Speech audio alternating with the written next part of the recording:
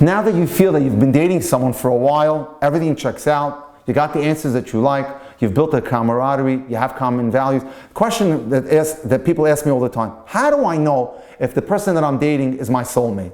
Magic question, $1,000,000 question, I get it all the time. So let's investigate this area a little bit. Now, I've been going out with someone for a couple of months and the relationship is getting serious now. They're wonderful people, even though they're not the kind of person I thought I would marry.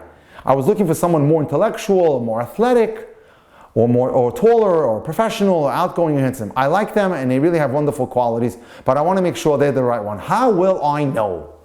Now, there's something called the pair test. There's a test that you can grade yourself. It's a reality check about whether the relationship you have with that individual is the right person, and that's the person that will be your soulmate forever. Here are the first questions to ask yourself after you spend time getting to know each other and feel you can relate to each other. Is the person that I'm dating emotionally stable? Are they flexible? Are they capable of being a good partner in marriage? So that's question number one. Again, I will repeat it. Is the person that I'm dating emotionally stable? Are they flexible? Are they capable of being a good partner in marriage? And the next question I can ask, or you can ask yourself, are our worldviews and value systems compatible? And lastly, are our goals and expectations compatible? What about how we want to achieve them? Are we both headed in the same general direction?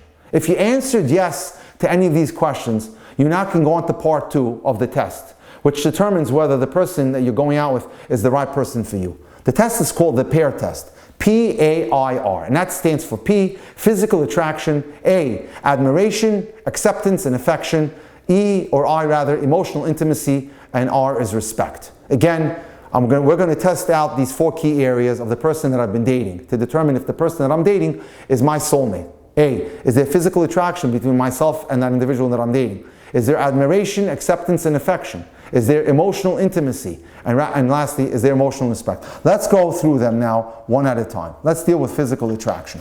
2 people contemplating marriage, thinking about physical attraction, should certainly be attracted to each other. But people have different ideas of what physical attraction means. Some people expect to be swept off their feet and experience fireworks. That's not the physical attraction that a couple needs for marriage. This is infatuation, which seldom lasts more than several months. Let me tell you the following story, which clearly illustrates how just basing a relationship on physical attraction can sometimes dupe you and send you down a slippery slope of a bad road. From the moment Chaim met Ariella, he certainly found the one woman that was going to be his wife. She was tall and slim, long auburn hair, and a wide, joyous smile, and he loved how she spoke. She came from a family of sports enthusiasts. She was a natural athlete. He enjoyed taking nature walks with Ariella and going bowling with her. She had great taste and they liked the same music. So far, so good.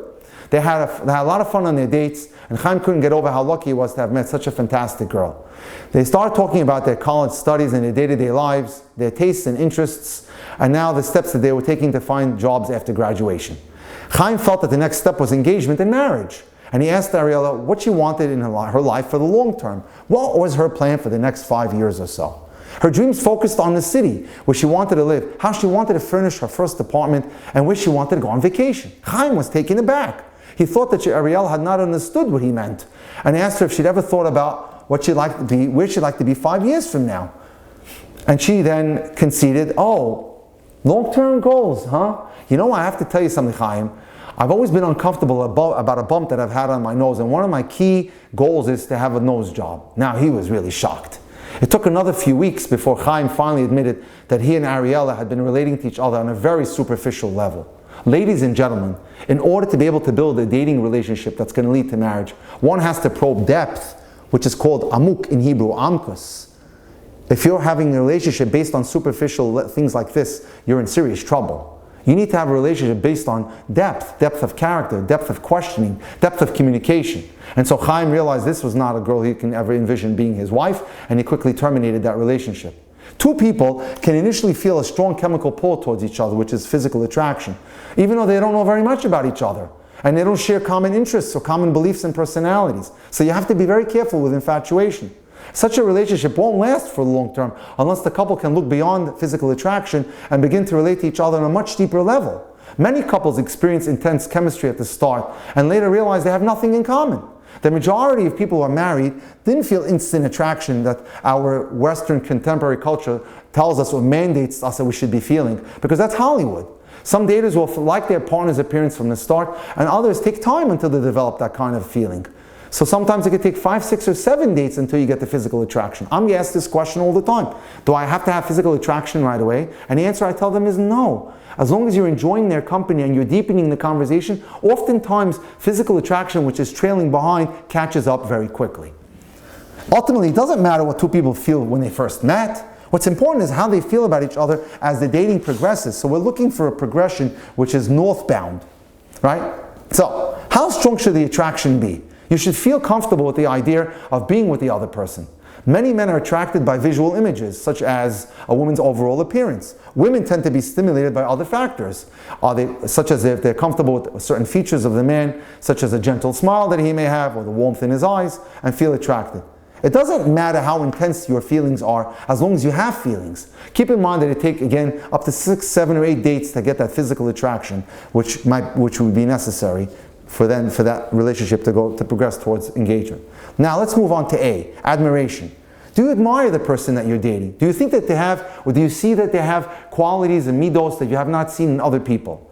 Mutual admiration grows into a belief that each member of the couple is cherished and important to the other person's emotional well-being. Acceptance is a willingness to appreciate the person that you're dating, even though there are things about them that you can't change that may be negative, such as a medical condition of the past, or a trauma that they had in the past, or something that happened to them in adolescence. They can't be changed, but nevertheless doesn't make the person a bad candidate. So you have to ask yourself, are there certain things that you may not be happy about, but can you accept them and live with them? In order to accept someone, you have to be able to see beyond their imperfections. All of us have character flaws, and all of us make mistakes. Some daters are so happy, unfortunately, to be in a relationship, they overlook everything until it's too late, and they kept their eyes closed and they had everything under the rug. That's not good either. Now, in contemporary culture, many couples decide to get married because they're in love. Do we even have an idea what that word means? I spoke about it this Sunday in Passaic when I asked the question, what is love?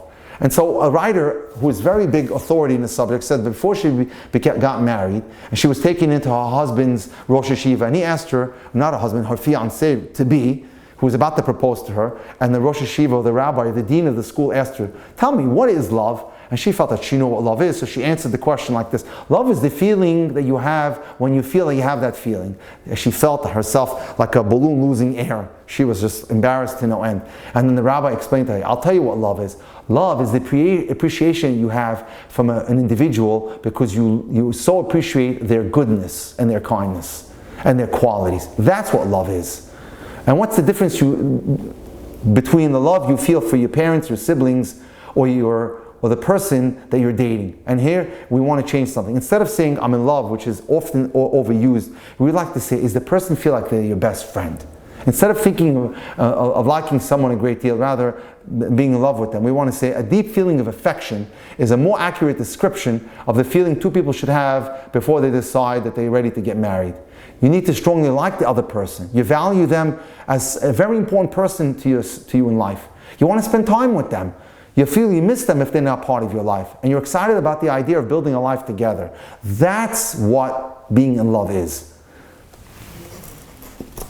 And that also takes time to develop. And that's A, which is admiration, affection, and acceptance. Now, if you've seen physical attraction going well, admiration is there, affection is there, acceptance is there, let's move on to the next stage of how you can ensure that you're with the right person, your soulmate. I, emotional intimacy. When a couple begins to feel that they're more comfortable with each other as they date and that they are developing an emotional bond, they are now nurturing the seeds of emotional intimacy. As this bond blossoms, both partners feel a sense of deep friendship with each other. They're willing to confide in each other. They regard each other very positively. They feel concern for the other person, and they sense that they can trust the other person. That's how you know you're clicking into the road or the lane that you're going to be with the person that's going to be your husband or wife. It's a different, deeper feeling than just plain affection. It takes longer to develop because it's built on the experiences that the couple shares together while they're dating. Two people who insist that they knew the minute they met each other, that they knew that they had met their soulmate, did not have emotional intimacy. That was infatuation. Couples who feel a deep sense of friendship and connectivity should be able to relate to each other without any pretenses. If you're with the right person that's going to be your soulmate, you are yourself. You feel like yourself, you act like yourself. You're not pretending to be someone else you're not just to impress.